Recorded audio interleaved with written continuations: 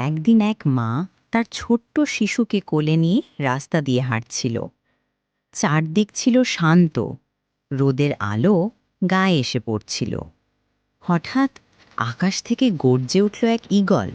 দ্রুত গতিতে নিচে নেমে এসে মায়ের কোল থেকে বাচ্চাটিকে ছোঁ মেরে তুলে নিল।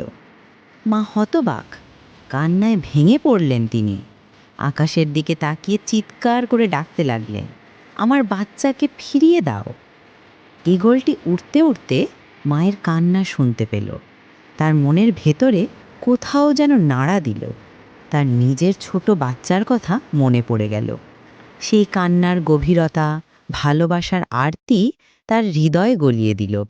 আকাশে এক চক্কর দিয়ে সে ফিরে এলো, বাচ্চাটিকে আস্তে করে মায়ের কোলের কাছেই নামিয়ে দিল। মা তখন চোখের জলে ভিজে গেছে। কোলের বাচ্চাকে শক্ত করে জড়িয়ে ধরে ঈগলের দিকে তাকালেন। ঈগলটি কিছুক্ষণ চুপচাপ তাকিয়ে থেকে আকাশের দিকে পাখা মেলে উড়ে গেল, যেন সে কিছু একটা শিখে ফেলেছে আজ।